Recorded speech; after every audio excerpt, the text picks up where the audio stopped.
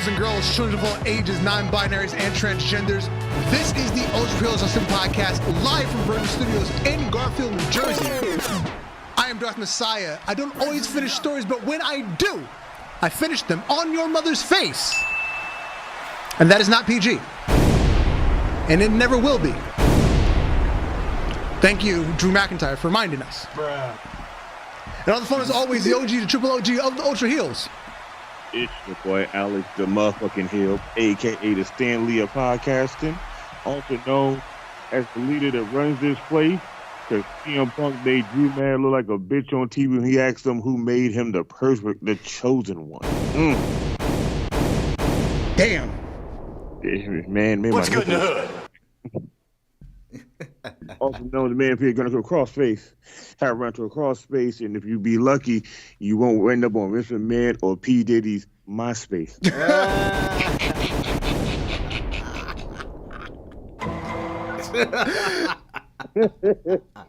And on the boards, Stevie Franchise or Mr. J Kid if you are nasty. What is going on? It's your boy Stevie Franchise on the ones and twos, bringing you that Ultra Wrestling Heel News. Yes. Hey, before we get started, I don't see nothing, and I need to see the daily thing. I don't see anything. He needs to see that non-PG portion of our show. Word. FPG era is over. There we go. Mm-hmm. And that non-PG portion of the show is called Cheeks of the Week. Cheeks of the week. Yeah. And if you are listening to this on an audio platform, do yourself a favor, hop over to YouTube, enjoy the first few minutes of the episode. What up, G? And we're going to kick off the episode with backstage interviewer for WWE, Kathy Kelly. Her face makes me happy. I see you back there, them little cheeks. I see you. Backfield in motion. Backfield in motion. Yes. Hut. I like her face. It makes me happy. And her butt too, but mostly her butt. Yeah. Not mad at it. Yeah, not mad at it at all. Oh, thank you. I'll pull out the Glock. You can work with it. I can. You can work with it. I can definitely work with it. Yeah. And then next up, Mrs. American Nightmare, Brandy Rhodes. Hey. And she has a bottle of American Nightmare Cabernet. I forgot that they had that. Yeah. That was like the right before AEW started. They put that out. Yeah. The sad thing is, it's still probably outselling The Rock's little fucking energy drink. Mm-hmm. Did you guys notice? Nobody would drink Zoa. Yeah. Later on, I'm gonna tell you that there was a promotion during a segment. Oh, The Rock now has a fucking face cream. I know. Well, that and another thing. Oh, okay. We'll get to that segment. All right. I don't know what the other thing is then. Yeah, he has a fucking face cream now. It's like, what the fuck? Yeah, I don't know what is that. Hey man, look. I mean, leave The Rock alone. He wants to be everywhere, including cream on your girl or your face. Something he should have. Now I'm waiting for Rhea Ripley to put out her female face cream because I'm gonna go buy it. You got me fucked up. Oh! But while we're on that topic about Rhea Ripley, yes, the house show, on I think it was the Saturday house show when she hiked up her gear and she did the stink face. She can give me pink eye anytime. Hey, that's the one I sent you, right? Yeah. Okay, you didn't see the rest of that house show. There was another video after that. Oh, the one where Shayna volunteered for it. Yeah, boy, I said, boy, I got to be a lot of night, Jack. You understand me? You know Shayna had to volunteer. Well, you know, Shayna, she's a lesbo, so. She's an artist. Hey, first of all, one, doesn't matter. Shayna was doing it for everybody else that wanted to ask for it, and Nia stopped it. I'd have fucked her up. She might would have died for real that day. That's our young Naruto right No, there. that was a Sunday house show. That's our young Naruto right there. Yeah. I please believed it, and she fucked it up for me. Yeah. She literally sounds like Naruto. Yeah. Yeah, she can give me pink eye anytime. I will volunteer for that.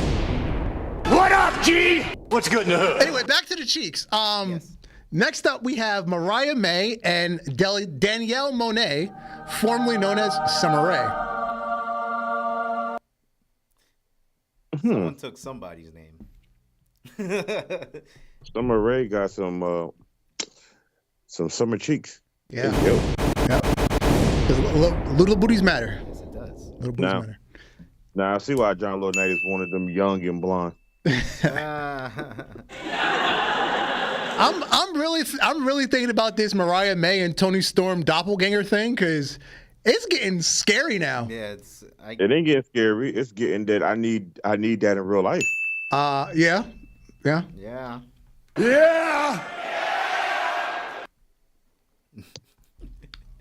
Yeah, Nice cheeks. I mean, it's not as thick as Tony, but god damn it, if you just showed it from the waist down to like the neck down, I'd believe it. Yeah. I mean, Hey, look, I'm still gonna believe it. While I'm getting there tearing it up. I don't give a fuck. everybody getting their Naruto on. Yeah. They believe in. Mm-hmm. And then in a slightly cheeks related topic, slightly related topic, Ric Flair posted on social media, "Congratulations to my beautiful daughter Megan, his oldest daughter, who happens to look almost like Charlotte." So Ric Flair apparently has the genes to produce the same body of a 14-year-old boy on every girl daughter he has. What? No. That's crazy. That is nuts. Is that her on the right? That's her that's the other daughter. That's the one that's like 20 years older than Charlotte. Hey, why does she look more woman than Charlotte does? But got the same muscles. So Hey, look, they got the same muscles, but she look more woman than Charlotte. No funny shit. I think Alberto got the wrong one, but it's cool. So is the number on her, I guess, on her panty is like her age or No. She was doing like a bikini contest. Oh, okay. It was like a like the modeling contest. I was curious. Yeah. I was like, is that her age? Because it kind of looks like it. Yeah, that's what that was. So. Wait, what is the number? I didn't even read all that. 60? Nah, she's not that old. No, I know she's not. Yeah, she's not that That's old. like She don't have to be that old, but we can do that. that's like 10 years than Flair. What is Flair? 74? Almost 10 years, yeah. Yeah. Is he 74? Yeah, I think he's 74. Yeah, around that Yeah. age. That's crazy. No, or is he in his 80s? I don't know. I forget. Google. I'm about to say who's older, him or Hogan? I'm about to search that up right now. Good question. No, he's definitely older than Hogan. Hogan's not in his 70s. There's no way Hogan's in his 70s. No, Rick is older, definitely. What up, Calvin? What up, Bartman? 75. What up, Valdor? 75. Oh, 75. Okay, yeah, I was close. 75. Yeah, 10 years. There you go. I'm about to say Ricky on. Oh, Ricky on top real quick, thank though. you, Calvin. That's the daughter that's married to Conrad. That is the producer of fucking Bruce Pritchard's podcast. So, small world. They don't even put her age in there. But she was born. Wait, she's 19. What? No, she's not 19. There's no way she's that's 19. Not. No. But anyway, moving along. Yes. Moving along to Ultra Fantasy Booking. And if technology doesn't fail us this week. Yeah. All right, here we go. Results for One Night Stand, our first Crow-branded pay-per-view of 2024. We opened the night with a War Games match. I'm not fucking up my throat. Pause. Sorry, excuse me. The pause is dead. No Diddy. No Diddy. Gotta say it right. No Diddy. It was Team Dragon Force. It was the Lucha Bros, John Moxley and Kevin Steen, taking on Cody Rhodes, Bobby Lashley, Moose, and Will Hobbs. And with 59% of the votes, Team Dragon Force has won the War Games match. Match 2, representing Dragon Force, Jack Perry versus Dexter Lumis.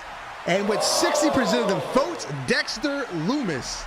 Which is wild because when I checked in on it at like 6 o'clock this morning, because I was up dumb early, Jack Perry had no votes. And somehow he got 40% of the votes by The time his shit closed. Do you think Dexter Lumis was just chasing Jungle Boy around? I mean, Jack Perry around? Something like that. I think that was the whole match. Oh, this was a good one. All right, the Warzone showcase match. It was Imperium taking on MJFTR, and 52 to 48%. Imperium. Wow. Imperium over MJFTR. Imperium. Wow. Yes. And then in the Elimination Chamber match, a number one contender Elimination Chamber match, you get a world title match on your brand. It was Kane, Dijak, Dominic Mysterio, Jay White, Logan Paul, and the Giant. And I have to tally the votes because this is a write-in, because they do not allow you to put that many people in a vote.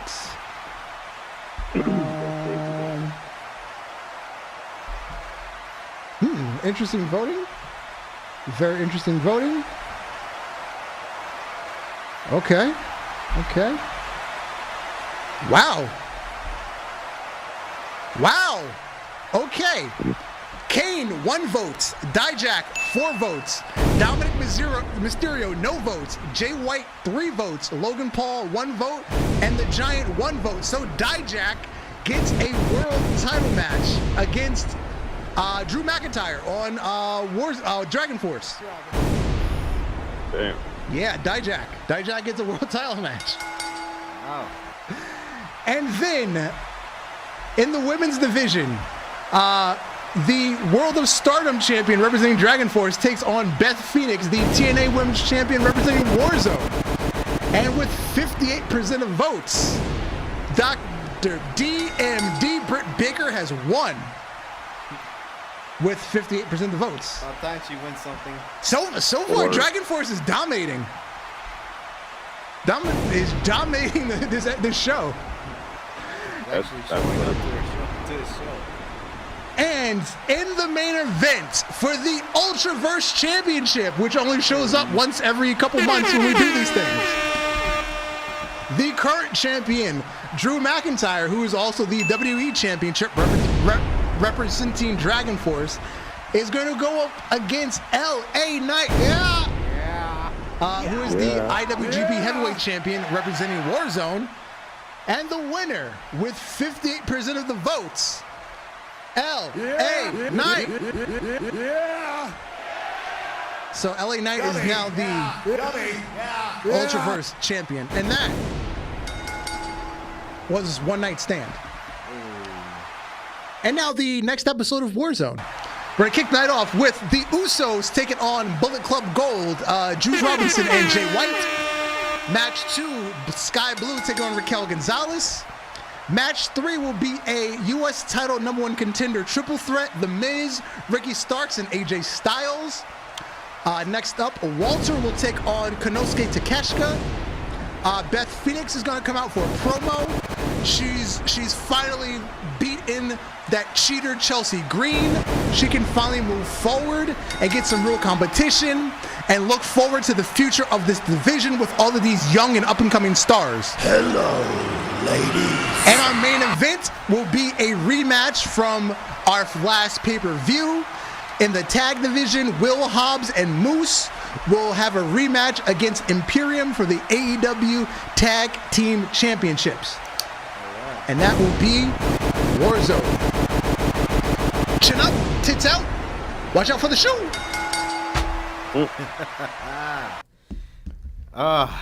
Okay.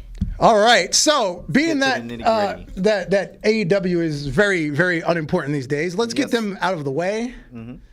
Edge and Christian fucking Adam Copeland. Edge and Christian, they had their alleged blow-off match because you never know what the fuck is going to happen with Tony's booking. But Edge and Christian, the I Quit match, I enjoyed it.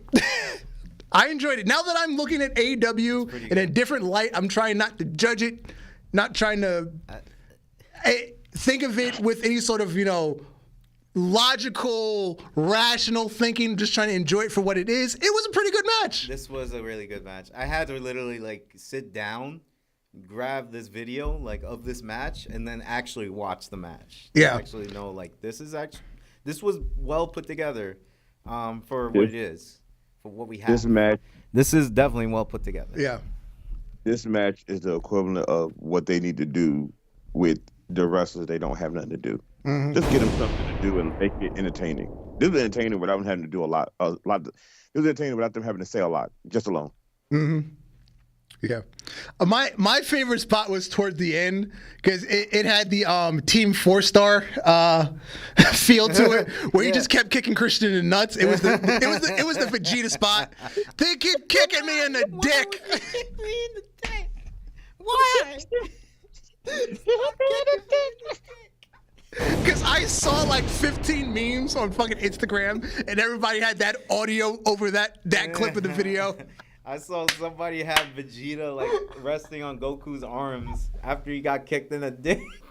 Oh yeah, that's from the fucking other Android movie where that nigga fused and punched him in. Oh, the Super 16 one that they did. Yeah, that shit is funny. Like I don't know, bro. When he kicked him, I was like, okay, that was funny. Yo, he went and got real. that damn the thing with the nails. Yeah. I said, okay, now Spike. I'm acting a fool. He calls it Spike. Spike. Fool. He hit him in and Christian said he didn't want to quit. I said, I quit for you, bro. I already had tapped out but he kicked me the first time. I had tapped out of my head. Yeah. I'm just confused why the former Jericho appreciators are now like Edge lackeys. That's the only thing I'm confused about. Maybe because they like Edge more than Christian. Are they the new Edge heads now? I'd be cool with that. I would be. I mean, I'd be cool with that because they're the only person there that don't have a posse while everyone else have all these groups that can jump people. Why wouldn't you want to be a faction of Edge? I mean, he literally built superstars. Look at Zack Ryder, yeah, that's right. Zack Ryder. Zack Ryder. You know. Matt Cardona. Matt Cardona. Look at Judgment Day. Judgment Day is popping. Yeah, well, it's not his Judgment Day, but nonetheless. No, but he started Judgment Day. True. He's the one who got Rhea Ripley. He's the one who got Damian Priest before they jumped him that same day. And Finn Balor has been more relevant than before. True. And Dominic Mysterio is like the hottest heel. Just to pick on him. I think he did good. Yeah. This was like I said, this was a well done garbage match. Well done. Yeah, it was. Well done. For a garbage match, yes, it was. Well done. Very well done. And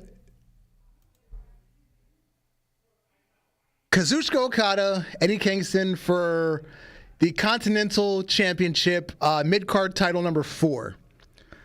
I'm very, very concerned. Tony Khan bought a broken down superstar. The Rainmaker ain't rainmaking. Hey man, when you have enough money to buy toys from across seas, that's the first thing you do. I like the one that he hit like 2 weeks ago. And when they went face to face, like it looked really awkward. I was like, okay, he's got a suit on. Okay, I'm gonna let that one slide. Yeah.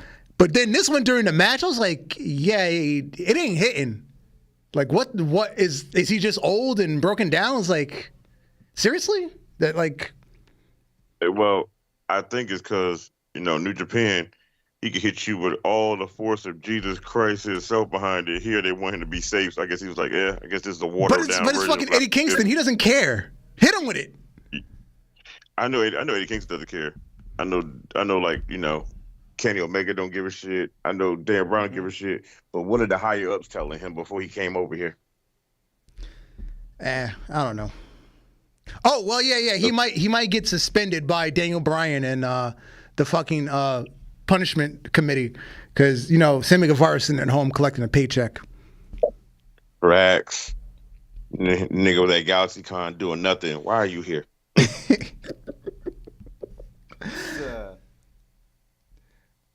Man, that's yeah. I did enjoy this match, man. It's not Jungle. Jack Perry, the scapegoat. Jack Perry. No, not yet. The scapegoat. Not yet. According to Dave Meltzer, Jack Perry has not been fired. He absolutely has not been fired, but they are not using him. Essentially, Tony Khan is really mad at him because he cost him CM Punk. He is getting the blame. Hence the scapegoat gimmick. He probably should have been suspended for a month or two. Where are we at? 7 months now? 7 months, it's ridiculous. This punishment doesn't fit the crime at this point. It really don't. Nah, it doesn't. But hey, he's still getting paid by Tony Khan to not work, and then he's going to Japan and getting paid by them. So I don't see what the problem is. I mean, if he's going around just by promotion, he's still getting paid. I mean, might as well. Just stretch out that contract. Just hope somebody will get you. Maybe TNA will get you. Do we want Jack Perry on TNA? Come on. Not really. No, we don't want him anywhere, honestly. Yeah, he can do GCW or PGW. I guess NXT is hiring. I guess. Well, no, he can't do NXT because that's WWE, which is forbidden in his AEW contract. Yeah, he's gonna get punched in the face again. Oh. Yeah, Andrade's there. He's gonna get punched again. Yep. No, I'm sorry. No, that would be Sammy Guevara. Yeah, true. But CM Punk's there. Yeah, CM Punk is there. Yeah. Yep. You also have Shawn Michaels there too. You know Shawn Michaels like hitting motherfuckers. I don't give a fuck how much church he knows. Yeah. Valdo's right. Tony Khan has no one to blame but himself, and Tony Khan will never accept the blame because he's a fucking child. Yes, he is. Blame himself? You know who you speaking about? This motherfucker can't even get his own drugs. You think he gonna fucking say sorry for himself? No. Yeah. And then Maxwell Jacob Friedman. If you go on the AEW website, or if you go on Shop AEW, or if you go directly to Pro Wrestling Tees and search MJF, you get an error code. Yeah, he has disappeared from the AEW universe.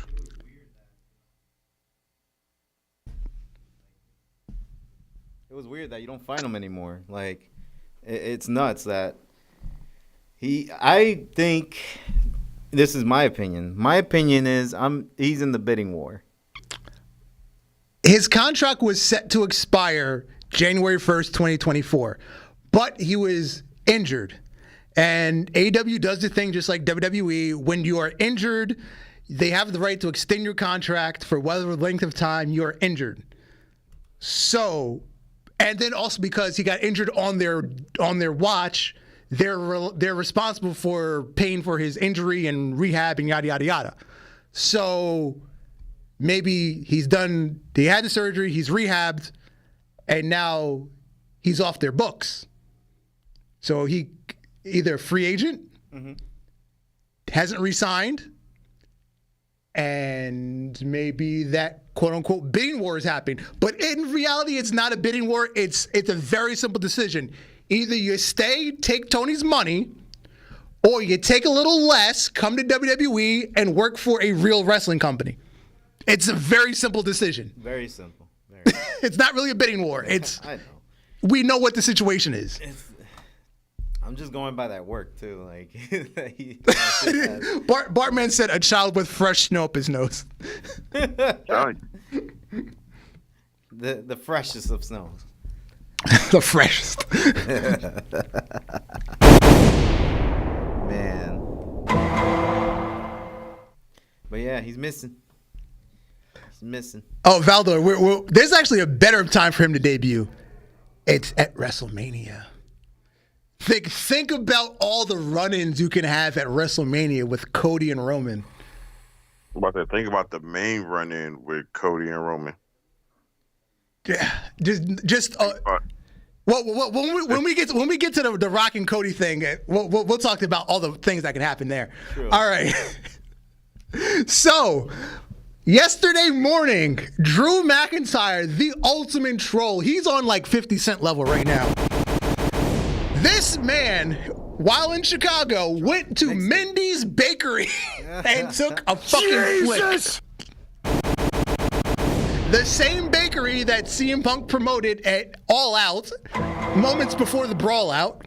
He sat there eating that muffin while he yelled at Tony Khan and told him he worked with children. I'll pull out the Glock. He has pulled out the Glock. Yo, Drew is working overtime on. Oh man, I'm loving Drew right now, yo. Man, I love the shirt. Woo. I love the Chicago shirt he had on. That shit was a great way to end that video. I was like, what's he doing in Chicago? What the hell? Yeah. Oh, yeah, it's CM Punk and DM Punk. I said, you know what? If he had that in black, I'd have probably bought it. Mm-hmm. But yeah, his troll work is exceptional right now. It is exceptional. Yo, it's on some next level. Like, he's throwing mixtapes out, which this is on. Like, it's hot. It's fire right now. Jesus! Drew is Lil Wayne back in the first No Ceilings. Fucking Kendrick throwing shots at Drake and J. Cole. But then on Raw, fucking CM Punk, this man said, "Chosen one? Who chose you? What's his name?" What's good in the hood? Knowing damn well he can't say Vince McMahon. What up, G?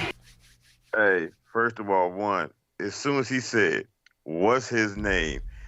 I sat up off my bed and I said, go ahead, Drew. Say it. Say it. Me too. I was like, I want him to say it. Cause then they took the shot of Drew while he's sitting on the table and he's sitting there smiling. He's like, yo, if I say this shit, I'm getting fired. Yo. Pipe bomb. Tell me when I'm telling lies. Tell me when I'm telling lies. And here's another quotable. CM Punk said, "Are you a Scottish psychopath in a kilt, or are you an internet troll in a skirt? Let's find out." And then Drew said, "This is 2024. You want to get canceled for talking like that?" You want to get canceled for talking like that, Punk? And then when Seth came out, he called him. He said, "You're always in heels. That's why you're taller than me now." It is true. I was on heels that night. Bombs on the ass. Oh man, let's see. What else? CM Punk also said, "I'm going to do something your championship and wife couldn't never do. Make you interesting." Both interesting. Yo, so we're gonna get him as commentary, special guest commentary. Yeah. Everybody wanted the referee. Yeah, because Seth was like, hey everybody, that's his counting arm. So then he jumped down with his opposite arm and counted 1, 2, 3. Like Punk was like relentless, bro. Like he was like, "You're gonna throw shots, I'm gonna throw it right back." So then when the crowd started counting, referee, and then people was like, let's be honest, I could never be fair and impartial with both of you dipshits. Mm-hmm. And then Drew was like, "Hey, this is PG." PG, mate. PG line. Let's see what else. Seth Rollins said, "The way things are going for you, this is about to be as close as you get to a world championship again." Oh, he also mentioned that we're not on Netflix yet, so. Oh yeah. We're not on Netflix yet, so yeah. Let's see. CM Punk said, "You are my number one stan. Write me back. You're just too chill. Truly yours. Your biggest fan. This is Phil." These niggas are just. I don't know who wrote for this segment, or they just said, "Hey man, y'all just go talk it out real quick before y'all go out there." Let's see. Here's another Drew line. "You don't do drugs, you don't drink, but you spend all your time in rehab." Yeah. Woo! Everybody Everybody was throwing fire. That's been a shirt right there. This was a great Yeah, segment. they were on fire. They were on fire. And what better than 2 weeks away before WrestleMania? Like, what are they going to do next week? Exactly. Next week got to be like the best after this. After this week. Because this week was... Here's something I was talking about with you before we went on air. Yes. I said this a couple weeks ago. We watch WWE for the fucking talking segments. Exactly.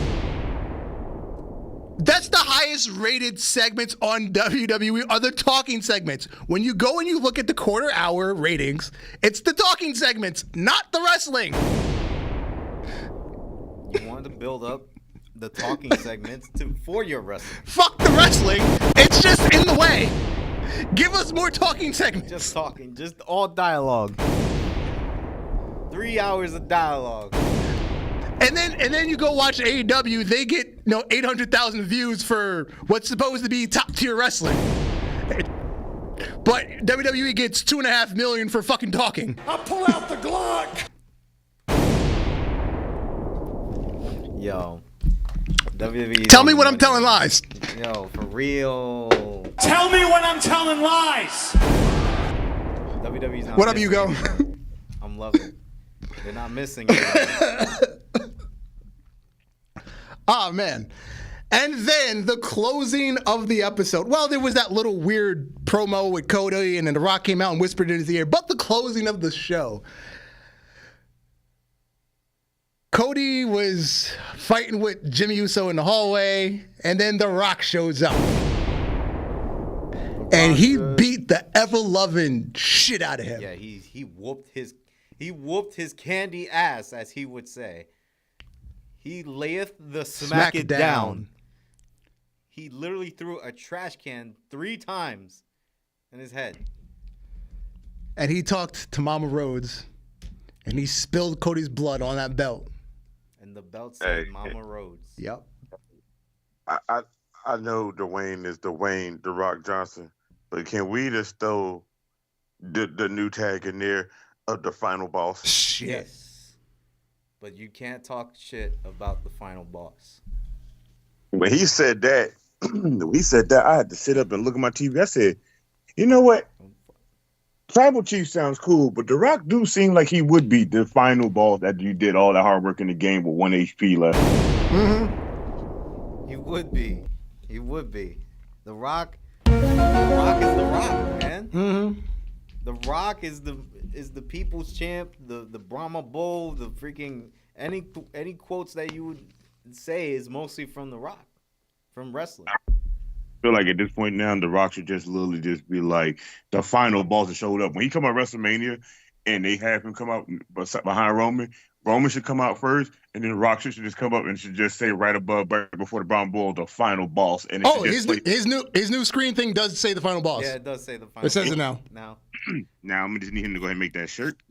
Yo, shirt is going to be crazy. I can't wait till the shirt comes Kelvin out. said The Rock beat Cody like a government mule. No, he beat him like a slave, sir. Nah, I swear to God. He beat him like a slave. Remember, Cody's black. He beat him like a slave. Well, technically, I don't know. Can you count that? Because The Rock is part black and Cody's black. So ain't that just a regular black on black crime? Well, there were black slave owners, so. Oh yeah, that's true. Remember Sam Jackson in Django? He was, even though he was a house nigga, he was still on slave master's side. So man, he was beating the niggas too. Damn you, Django. Is this still sad? I don't know. What up, DX? What's up, DX? The motherfucking great. What is going on, brother? Why aren't you here Tech Tuesday? All right, so, dude, I saw the hint too back there on the next Yes, picture. everyone is speculating that John Cena and Stone Cold will be called in for reinforcements on the final boss. Mostly to And pay I don't hate that idea. I think it's mostly to pay respects to Dusty Rhodes, just to get his son to finally finish this story. I think that's why they would help. I mean, there could be other theories why they could help, you know? I know the main theory why they would help. Because they both have beaten this man on the grandest stage of them all. Mm-hmm. And and now you showing up to help other people. Mm-hmm. Nah, we can't have that happen. Mm-hmm. Now, something I was going to say earlier involving all the possible run-ins that can happen. Yes. So we get to this match on Sunday nights to finish the story. The Bloodline versus the Nightmare Family and Friends. Think of all of the allies that can help on both sides. So you've got Solo, you've got Jimmy, you've got The Rock, you've signed Tama Tonga, you can sign Jacob Fatu, you bring in Zilla Fatu, you bring in Lance Anoa'i. You bring Rikishi with the You bring in car. Rikishi with the car with the car. and the sledgehammer. Maybe fucking Tama Tonga's brother's available. Maybe his contract is up. Maybe he comes in. I'm blanking on his fucking name right now. Tama Tonga and I don't know why I'm blanking on his name. Maybe he comes in. So you got again. Maybe fucking Ava Raine for some reason comes to the fucking main roster. I don't know. But you got all the fucking Polynesians. I doubt that one, but You got all your fucking Polynesians, right? yeah. Now you start going down the list of Cody allies. Obviously, you've got Seth. You've got CM Punk. You've got Jey Uso. Kevin Owens. Sami Zayn. We're speculating John Cena. We're speculating Stone Cold. MJF. If his contract truly expired. MJF. Imagine the pop of MJF running out to help Cody. With almost a similar same theme song. I can tell you a pop Oh, that yes, Calvin. Tonga Loa and Hikuleo. I forgot about Hikuleo. Oh, yeah, Imagine Hikuleo coming out. Hey, look, I can tell you something that would hit different if it happened, but we all know it won't. If you just heard Goldust music play and you just see Yes, Dustin, fucking Dustin. cool. Imagine fucking Dustin. He's still on a contract, so he Yeah, can't true. come. But if fucking Dustin showed up, just the fucking allies that fucking Cody. I don't know. Fucking Farrah running out with Brandy. hey, look, the sad thing is with Dustin's case, Mark Henry and Big Show are actually trying to petition them to let him go over there to be a part of it. That And would be. kind of That like would be on the amazing. whim of still wanting to happen, but he don't want it to happen. But I'm like, motherfucker, at this point now, he ain't doing shit on TV with you. He ain't really even doing this if it's No. collecting a check. You don't really want him. Yeah, he just trains people. That's all he does.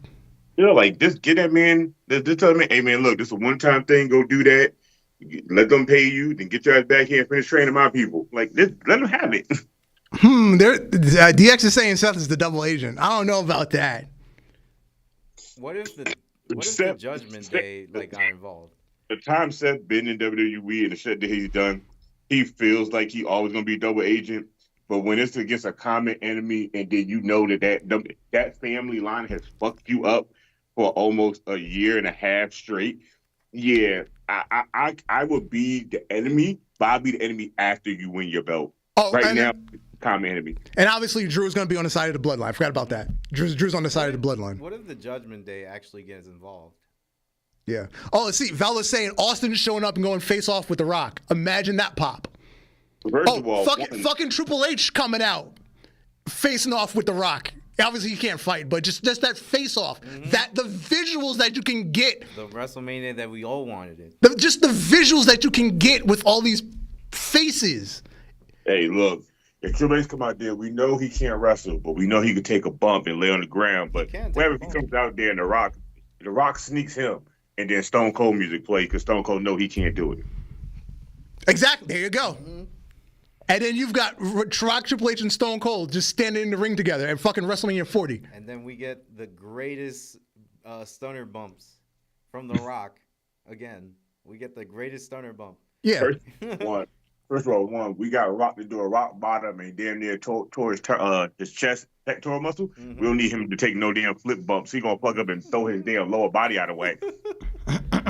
It's in Philly. I mean, a lot of things can happen. Yeah. There's too many things that can Too happen. many things. That's why this is like one of the most anticipated WrestleManias Yeah. that we could ever imagine, because this one actually takes the cake. Yeah.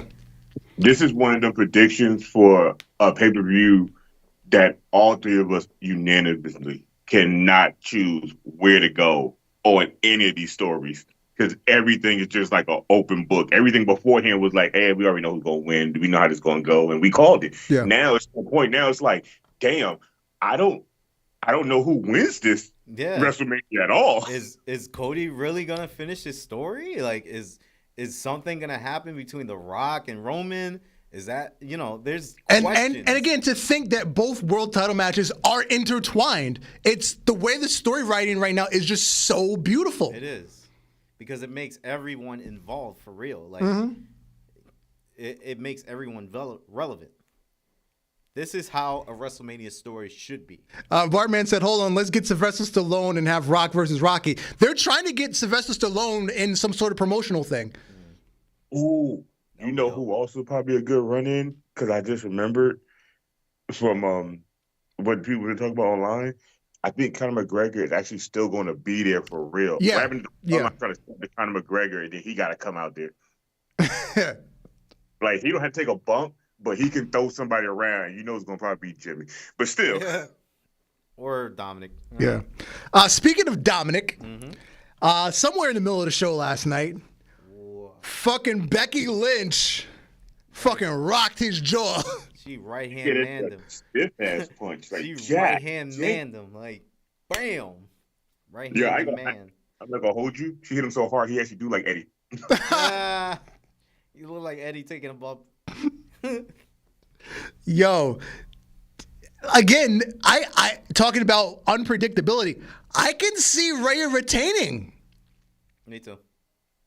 I was originally convinced, like, yeah, Becky's gonna win it. It's time for Rhea, but the way things look, I could see Rhea retaining. Excel. I'm telling you, and I've been saying this. Judgment Day is gonna go on top.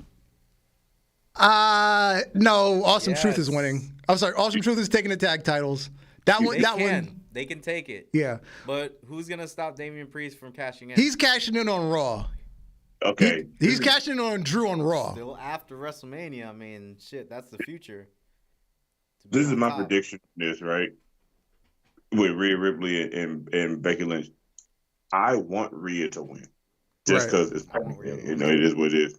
But at the same time, I can see Becky winning and then Rhea calling her rematch and then winning it back and then go and talk shit to the Judgment Day like, y'all lost y'all belt, I lost mine, and I got mine back immediately, so what are y'all doing? Right. And it ends up making her leave the group. So that right now, she's bigger than the Judgment Day by itself. Like, why do she need to even be in there? Like, when she just show up, it's just her. Like, when she showed with Judgment Day, people were screaming "mommy" more than anybody else at this point. Yeah, like, if you notice, you rarely see her with the rest of the group. And if you do see her, it's a backstage segment. She's never in the ring with them anymore. Yeah, that's what I'm saying. I feel like they're gonna just try to ease her slowly out of the group just to see if she is still like this by herself without being with a group. And if she's still selling big merch and doing things, yeah, she might end up being mommy by herself, just like how China was with DX and then she left. You ain't never see her come back to any group. Yep. Yeah. And then speaking of the rest of Judgment Day, they continue to lay down the law on R-Truth. Like, bruh, leave us the fuck alone. Stop fucking with us. Let's go to commercial break. No. So I'm totally convinced Awesome Truth is taking the tag titles. The way they keep beating down R-Truth and The Miz, they're winning the tag titles. Yeah. And no, the Hardys are not coming to fucking WrestleMania. I ain't say that. For the fucking internet smarts, the Hardys are not coming to WrestleMania. Hey, look, even though Matt was at Raw taking photos and shit. Yo, this is a nice picture though. Yeah. Pretty good. Wow. But I could see I could see them still retaining though. That's me though. Nah, they're not retaining. I feel like they're gonna retain, but either that or Priest is gonna cash in. Like at this point right now, WWE loves them as a tag team. You know, they travel between both shows, so they kind of get a tag teams, a run for their money. But at the same time, WWE is also on the verge of like wanting to split them titles back up again. So, and I'm like, at this point right now, it's cool seeing them as a tag team on both shows, but I know them guys are fucking tired going between two shows at this point now. Yeah, 2 shows, house shows, and yeah. I'm about to say, because, like, don't forget, Roman was the same way. Remember, Roman was doing it faithfully until he got that second belt, and then he was on both shows. Man started taking off 2 to 3 weeks at a time. So I feel like WWE might doing it. They might end up splitting them belts up again just so people can have something to do on both shows, so they don't have to have traveling champions. Because like I feel like now, like even like with Randy on being on Logan Paul podcast, he even said things are different now. We have leeway. We can take leave of absence for X amount of days when we want to. We can do things. With Vince, there was no such thing, but now I feel like the tag team titles on both shows will give people leeway to not have to be there some days. Or they can be there, but they don't force you to have to travel every fucking where all the time. Because Triple H understands. If you listen to that podcast, Randy will tell you. Randy was like he had a life-threatening situation, and I think he realized that family is more important than work. And I was like, I saw that interview too. Makes sense. I like that he has the leniency now. Like he can actually make the wrestlers more comfortable being in this company. You know, other than Vince, who would literally put them on work mode at 24/7. Hey, look, Vince putting the young people on work mode or in catering, or he's putting the old people on work mode damn near all year round. Like, come on now, so many people are too old to be traveling and doing all this shit every time, and you want them there damn near the 244 days out of the year. Yeah, it was unreasonable. And a announcement, Jade Cargill, that bitch, will debut as a superstar on SmackDown. Can't wait. Which I take as a positive. That means they finally have faith in her to work. I don't think they have faith in her work. I think the fact that, like I said, I think Triple H just let people do things. Cause like, didn't somebody in her family had died like not too long ago also? Yeah, that too. Yeah. So, yeah. Yeah, so I think this is like this. I think Triple H was like, yeah, go ahead and just take that time off, get that show in your head, because we need you to be fully focused when your ass get back here. And then there was also, she did some interview, was like, oh, I'll never wrestle again. And like people were like, oh, she's done. WWE's never going to use her. So I think when she did that interview, it was like, oh, she was just like fucking with people. I think she learned. She learned how to use social media. Yeah. Oh no, she know how to use social media. Don't get twisted. You know, no photos don't get posted by themselves. Man, she knows how to manipulate. Them cheeks don't clap themselves. Oh yeah, of course. I'm telling you, if Rhea Ripley in a cage match, just so I could see both mommies in the ring, so I could just be like, well, this is what I pay per-view for. That would be the night. WrestleMania weekend, GCW is having Bloodsport, brought to you by Josh Barnett, and the card is full of former WWE superstars and one current WWE superstar, Shayna Baszler. She got permission to do the show against Masha Slamovich, her friend. So you've got Johnny Bloodsport, John Morrison, because he changed his name for every promotion. So Johnny Bloodsport. You got Timothy Thatcher versus Alex Tischer, who's Alexander Wolf, formerly of he was in Imperium, he was in Sanity, and what else? He was in another faction, wasn't he? No, he was just in those two. Then you got Dolph Ziggler, Nick Nemeth, against Mike Bailey, Speedball Mike Bailey. It should have been me. I feel like WWE downgrade at NXT. Yeah. So yeah, the fucking GCW card is littered with former WWE people. Word. Seems like a good show though. It does. It seems like something that should be aired on something that we should watch. Just because I know that somebody's gonna bleed and Blaze is probably do some real work. Nobody makes me bleed my own blood. Yeah. Today, on the internet, leaked the WWE consensual relationship policy, which went into effect in June of 2023. Right around the time Vince got fired the second time. Yeah, the second time Vince got fired. This policy states employees entering a relationship must report to HR. They must cooperate in actions taken to address any conflict of interest. Address conflict may include transferring one of the individuals or transferring supervisory decision-making responsibilities or providing an additional layer of oversight to a supervisory role in the event that somebody is in a position of power. But and the majority of the relationships are just, wrestlers dating wrestlers. There are almost no relationships where somebody's dating somebody in the office. Which it should be. Because maybe that's why Stephanie is gone. Because Stephanie and Triple H would technically violate that rule. So, yeah. So she left Triple H there because his job is kind of more important to the product than her in the office. So, in other words, this is what happens when your dad fucks the intern. Yes, exactly. And then when the Bella's stepdad fucks the intern because Vince told him to. No, this is when your stepdad was told to fuck the interns, and then when shit happened, that nigga told on Vince because it was his fault. Mm-hmm. Well, it was definitely Vince's fault. What up, G? Yeah. It's all gonna be Vince's fault. Keep it up. I'm a nigga.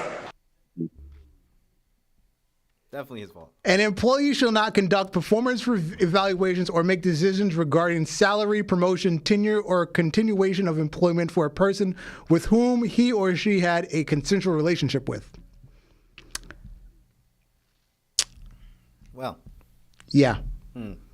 Sounds like directly associated with Vince. Yep. It does. Yep. It does. What's good in the hood? Again, I'll never get tired of these. Doubly strongly discourages such relationships involving highly ranking executives or board members, such as the CEO, president, CFO, chief content officer, chief legal officer, or chief human resources officer. Let's see. CEO, Vince. President, Vince. Chief financial officer. That was Nick Khan's position at one point. Chief content officer, Triple H. Chief legal officer, that was Stephanie's position at one point. Chief human resources coordinator, that was John Laurinaitis' position at one point. List goes on. That covered everybody. That definitely covered wrapped up in everybody. that lawsuit. Wow. They trying to make sure the next real time. person that got out of that whole entire lawsuit is Triple H, because he was already married to Stephanie and he ain't play that bullshit. Basically. Violation of this policy may result in disciplinary action up to and including termination. Obviously. Yeah. Trying to save their own ass. Yeah.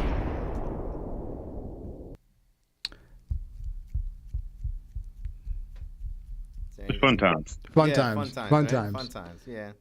Definitely some fun times, you know. And now, outside the ropes, and we continue our breakfast series. And this week's is favorite breakfast meats. No Diddy. No Diddy. Ham steaks, bacon, sausage, whether you like links or patties. We'll accept them equally, links or patties, and a nice breakfast steak. First of all, having a breakfast steak sound like you in Texas. Hey, it's a thing. Some people eat steak for breakfast. Yeah. I know what I'm saying, but that sounds like a Texas thing, because them niggas make steaks quick as hell and make them right. I don't trust it nowhere else in the morning. Somebody, I made you a steak for breakfast. Nah, you're gonna be up for 20 minutes. There's no way in hell you made me a steak. Nah, I'm good. So I'm more of an egg and ham kind of guy. Really? Really? Yeah. Really? I think it's a household tradition because we always have ham and eggs. So. Is that a Latino thing? I don't think it's every Latino thing, but it's yeah. some households. Okay. I'm about to say, it's not a full Latino thing, but like even in my household, it was like my grandmother would either make bacon or my mom would make ham. So it was like one of the two. Yeah. I'm bacon all the way. All the way. Only It's bacon. No eggs, no. Damn. I mean, obviously we were just talking about meat. I know. But eggs, bacon, okay. Some toast. Black people eat grits with salt. Fuck you if you eat sugar with your grits. Fuck you. Thank you. Fuck you. You can eat a fucking dick if you put sugar in your grits. If you put sugar in your grits, you might always eat cream of wheat. Now here's the thing. If you put honey in your grits, okay, you're a little weird, but okay. Okay. But sugar, go to hell.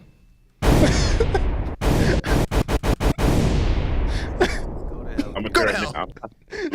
I'm torn between two because, like I said, I grew up in a household where it was bacon and ham. But when I got older, them sausage patties, the flat ones or the links, they was hitting. Oh yeah. My number 2 is definitely sausage. Links over patties. I'll eat both, but links over patties. I'll eat too, and yeah, the links are better. I don't know why it's better, but like it feels more textury. I don't know. I don't know. Like I'm only gonna go with bacon. It don't matter what kind of bacon. If, ham, beef, turkey. I don't give a fuck. If I bite into that bitch and that bitch sound like bubble wrap, I'm with it after that. I'm cool. I'm good. Wait. Apparently they're defending spam in the chat. Oh, I everybody put in spam? that genetically made. Bartman, was that you? Bartman is defending fried spam. Sir, you are a tougher man than me. That sounds like you can eat hog moss, and I don't eat that either. You can have that. Oh, the hog moss. Okay, pops. If Bartman said he eat fried spam, then he eats pig feet. I know he does. Wait, whoa! If we talk about fried bologna. Fried bologna different, bro. That's The hood delicacy. That's a 5-star meal in the kitchen. Fried a little mustard and some white bread. That's and then you, don't forget this. Put a little X in the middle. You gotta have that bitch bubble up. Oh yeah, right yep. You can't go wrong with a fried bologna. Yep. You can't. Like, look, now that you said that, I feel like I'm comes not in going the to clutch with a grilled cheese. I mean, at this point in my life, I make too much money to eat fried bologna, but I've been there. If you fry First of all, sir, I make enough money to do a lot of things, and the black in me would still not go downstairs and order me some hot dogs, eat some pork and beans, bro. It don't make no money on that, man. Critical hood classic, bro. It's an easy meal. Oh yeah, chicken. Chicken in the morning. That's the thing, like. Chicken at dinner. Well, eggs are chicken. Eggs is chicken. They don't taste like chicken. It's a chicken abortion. Yeah, it literally is. It is. I said that to somebody at work, and they were like, "What?" I was like, "What do you think an egg is? It's a chicken abortion." We scramble abortions, and we eat them. It's a dead chicken fetus. Hey, look, this gonna get us flagged on YouTube. Yeah, for real. Oh well. Too late now. It's at the end of the episode. It's not PG anymore. Anyway, yeah, it's not PG. We're out of here. It's been another episode of Ultra Heelz on the podcast. I'm Darth Messiah, and you, sir. Good night, J. Kid. Good night to all. All a good night. Peace.